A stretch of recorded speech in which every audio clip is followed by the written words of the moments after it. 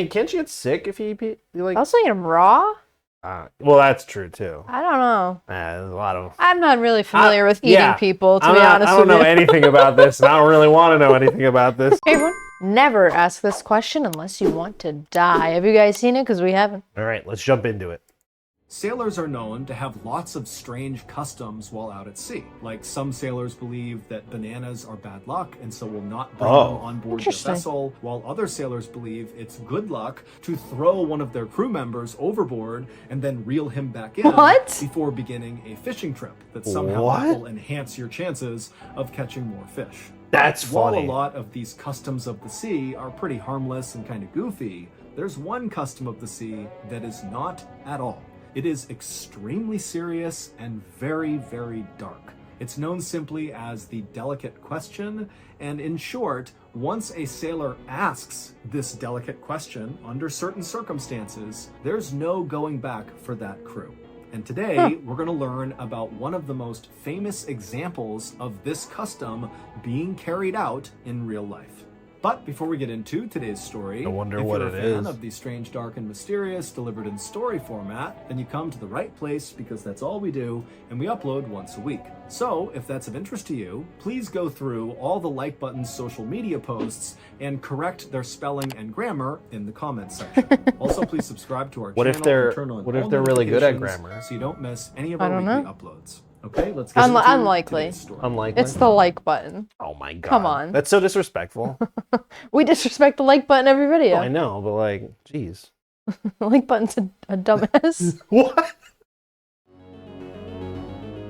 On the morning of February 6th, 1821, 4 young men stood on the deck of a small boat out in the Pacific Ocean. The sun was out, it was beautiful and warm, the water was crystal blue, but none of these 4 men were paying any attention to their surroundings. Instead, all of them were just standing there in total silence, staring at each other. Finally, one of the 4 men spoke up. His name was Owen Coffin, and he was 18 years old. And Owen, like the other 3 men, had grown up on the water. In fact, all 4 of these men had grown up on this small island called Nantucket off the coast of Massachusetts, where the main industry there was whaling, which meant sailors like these 4 men would go out and hunt whales and slaughter them for their oil. So, from the time Owen and the rest of these men were very little, they were out on the water learning how to sail, and they were also learning the customs of the sea. And there was one custom in particular that Owen wanted to talk about right now with the other 3 men. So, in a very serious and hushed tone, Owen asked the question of the other 3 men that sailors referred to as the delicate question. And after Owen asked the so-called delicate question, the other 3 men, who were already very serious and just kind of standing there in silence, suddenly their eyes started to go wide and their mouths went to gape. And then again, all of the men just kind of fell into total silence. The only sound they could hear was the splashing of the waves against the side of the boat. The captain of this vessel was a man named George Pollard. He was 28 years old, and he was actually Owen's older cousin. And what George wanted to say to Owen in response to his delicate question was no. But George didn't say that. Instead, he just put his hands up over his mouth and stared kind of incredulously at Owen and the other 2 men who were also teenagers. Their names were George and Barzillai. And as he stared at these other 3 men, Barzillai's a cool name. That's a pirate name. That sounds, yeah, that's a pirate name. Yeah. It's Captain Barzillai. That's cool. he realized that their answers to the delicate question was a resounding yes. They knew it had to be a yes. They had to do this. And even though George could totally override them because he was the captain and so technically in charge, he knew in this situation, under this particular custom, he couldn't overrule them. And so, with his hands still over his mouth, George just nodded a yes. Yes, let's go forward with this custom. And so, with a unanimous decision to move forward, Owen slowly reached down and pulled out the ship's logbook from underneath one of the seats behind him. And then he opened up the book and he flipped to the back pages of the logbook, which were totally blank, and he grabbed one of the pieces of paper and he ripped it out of the book. Then Owen began to rip this piece of paper into strips. First, he ripped 3 identically long pieces of paper, and he held up all 3 at the same time to show the others that these are the 3 that are the same. And each of the 3 nodded their head. Yes, we see that. And then Owen reached down, he grabbed the paper again, and he ripped a 4th strip out, and this one was dramatically shorter than the other 3. And so Owen held up pulling this straws? much shorter piece, and he showed Charles, George, and Barzillai, and again, they all kind of nodded in agreement. Yes, we see, that's the short piece. And so once the whole group was satisfied that they had their 4 strips, Owen took off his hat, he put all 4 of the strips inside, mixed it around, and held out his hat. It was time. The first man to reach into Owen's hat was Owen's older cousin and the captain, George. He reached in, he pulled one of the strips of paper out, closed it in his fist so he had no idea which one it was, and pulled it back and held it close to his chest. And then one by one, each of the other men did the same thing, reaching in, grabbing their strip, not looking at it, and holding it against their chest. And then once all the strips had been taken, at the exact same time, all 4 men extended their hands into the middle of the circle they were standing in, and they opened their hands palm up to reveal which strip they got. And George, Charles, and Barzillai all had the identical long pieces. And Owen, the 18... Glad Barzillai's safe. Dude, there's a part of me, everyone else had like pretty standard names, that I was like, yo, my man Barzillai is gonna get screwed, I bet. Glad he's okay. He's good, he's good. 18-year-old, the younger cousin of the captain, the one who had ripped up the strips, he had the short strip. And immediately, when his older cousin, George, saw this, he yelled out, "No, let me take that one." But Owen said, "No, this is customary. I want this." And so after a few moments of the men kind of collecting themselves and calming down, Charles then grabbed the logbook again, flipped to the back of it, pulled out another blank page, and he ripped it into strips again, except now he was only ripping them into 3 strips, 2 long that were identical and 1 short. Once again, as he ripped them, he held them up to show the other men, to show this was a fair process. Then Charles took off his hat, put the 3 strips inside, and extended it to George and Barzillai.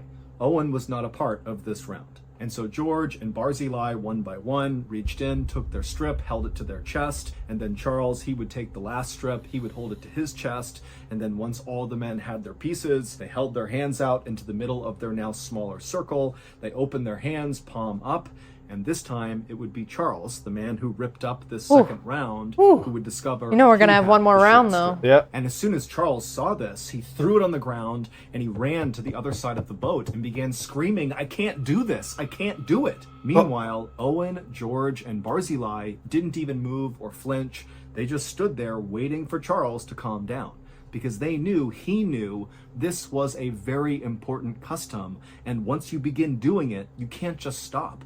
Charles would have to come back over and play his role. And so after a few minutes, what is going Charles on? still I don't kind of know. calling Is like Cthulhu gonna come out of the ocean after, and he's just like, eaty meaty miny bones. Yeah, is it a sacrifice? Yeah, like this is. You have to sail away alone? Man, you gotta swim out like 100 yards and then swim back during rough waters. Like, damn, what's going to out that happen? he couldn't do this. Tears are coming down his face. He Yeesh. finally wiped the tears. He calmed himself down and he walked back over to the group, who again, they hadn't moved. George, Barzillai, and Owen, they're just standing there waiting to continue this custom. And so as Charles began coming back over, looking ready to continue, George, without even saying anything, reached down and unlatched a door on the side of the boat. He opened it up, he reached in, and he pulled out this long object that was wrapped in canvas. And then he handed this object to Charles. And then once Charles had possession of this object, Owen, the man who had first drawn the short piece of paper, said to the group, "Now it's time for a moment of silence," even though at this point none of the men were talking. But still, they formed a tight circle with Charles holding this object, and they all bowed their heads, and they just stood there in total silence. And then, once Owen raised his head, the other 3 did as well, and Owen, one by one, touched the shoulders of each of the men and reminded them that this had been a fair process. Then, without saying another word, Owen turned away from the group.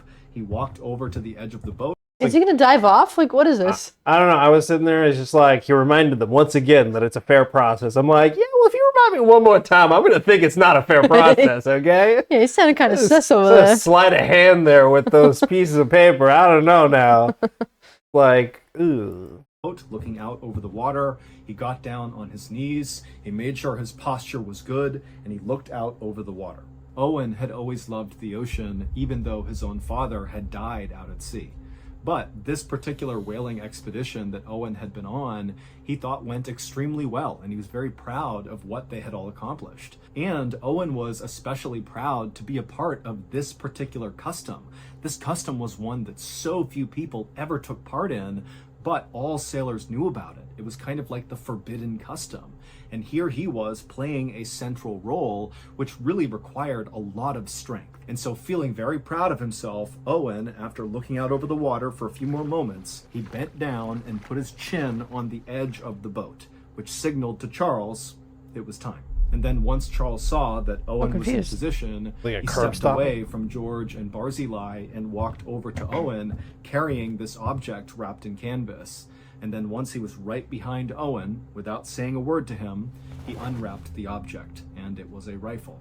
And once the rifle was uncovered, he placed the barrel against the back of Owen's head, and then he fired a shot. What? And instantly, Owen slumped to the ground, dead, and Charles kind of staggered back and fell on the deck and let out the strangled scream. He couldn't believe what he had just done. What the but hell? He knew there was no other choice. Once they decided to do this sacred custom, they had to take it to the end. And so George, who had just witnessed the execution of his younger cousin, was deeply troubled and pained, but he too knew they had to bring this custom to the finish line, Explain. which meant it was George's turn Yeah. to step forward and play his part.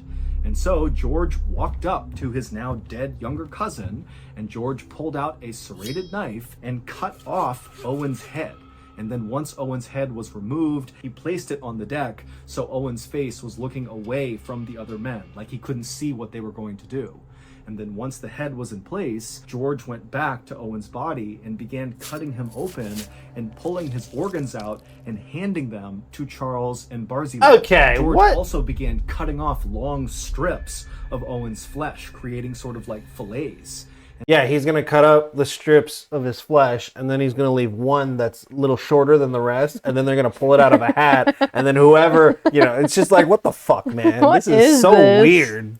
And then, even though there was a spot on the boat to have a fire, the three men decided they just could not wait. And before long, the only sound that could be heard on board this little boat floating out at sea on the Pacific Ocean was the sound of Charles, George, and Barzillai tearing into Owen's raw flesh with their teeth, I don't get turning it. their beards bright red with his blood. The delicate question that Owen asked the other men at the beginning of this story was one of the most feared questions amongst sailors. And it was only asked if there was a shipwreck or some sort of emergency that happened out at sea, which meant the group had almost no chance of survival. Only in those circumstances was the delicate question appropriate. And what it was, do we draw lots to determine which one of us dies so the other can eat them in order to have a better chance at survival? And so during that first round, when Owen had drawn the short strip of paper, that determined he would be the one who was murdered and eaten. And then in the second round, when Charles drew the short strip of paper, that meant he would be the one to kill Owen. On February 6th, 1821, the day that Owen posed the delicate question, he and the other three men had been lost at sea for the past 3 months after a God. whale Oh, struck the shit. side of their whaling boat and left them adrift with almost no food and no water. There had been other men on board the Essex who had died from starvation and exposure, and their bodies had been consumed by the surviving sailors until on February 6th, they were down to just these 4 men and no more bodies to eat, which is why they decided it was time. They had to ask the delicate question. 17 days after Owen sacrificed himself so the others could eat him, another boat happened to drift past the stranded Essex boat, which now only contained Charles and George. Barzillai had died of starvation 5 days after they killed Owen, and Barzillai had been eaten by George and Charles as well. And as My man Barzillai, dude. Come on. Why? Wasn't he the one that... He didn't even draw a short one, No, right? he was fine. I'm rooting for you, dude. He didn't want to eat a person. Like, valid. It sounds like he ate him, though. I mean, it did, but, like, he died of starvation 5 days later. I mean, can't you get sick if you eat like? Also eat them raw? Well, that's true too. I don't know. There's a lot of. I'm not really familiar with eating people, to be honest I with don't know you. anything about this, and I don't really want to know anything about this. So. I don't know what's good practice and bad practice. I've never explored that avenue. Yeah. Ugh. Ship passed by the Essex, and they looked on board. All they saw were skeletons Oh my of the men that had Oh. been eaten, and Charles and George were on opposite ends of the boat, curled up in a ball, chewing on human finger bones, trying to get the last bits of flesh off. And their bodies were totally emaciated, their hair and their beards were wild, they looked totally feral. And then, when this boat actually came up alongside the Essex and boarded to rescue Charles and George looked terrified. It was like they had totally lost their grip on reality. I They had bet. been lost at sea for 94 days and had consumed all of their friends. And so it makes sense they might go I don't even know. crazy. Like at that point, like to just still be alive after all of that. Is I just know, you such gotta a- live with all that after? Like you don't. I feel like you just don't come back into society. Like Yeah. it's like, oh yeah, it was crazy. Like we were lost and I had to eat people. It's like no, you're like going into a facility and you ain't coming out anytime Literally soon. ate all my best friends Yeah. and then thought about it for 90 days. Yeah, as I'm gnawing God. on like whatever's left of their fingers. Like, Yeah. dude, ugh. But after this crew was able to get Charles and George fed and get them water and cleaned up, they kind of regained their composure and their sanity, and they were very thankful and happy to be alive. The story of what happened to the crew of the Essex quickly spread all around the world, and in fact, it served as inspiration for Herman Melville to write his classic American no novel, way. Moby Dick. That's crazy. Makes sense On now. March 22nd, 19... Well, damn. Yeah. Barzillai didn't make it. That's a shame. Didn't even take the long one. I mean, he took the long one. Yeah.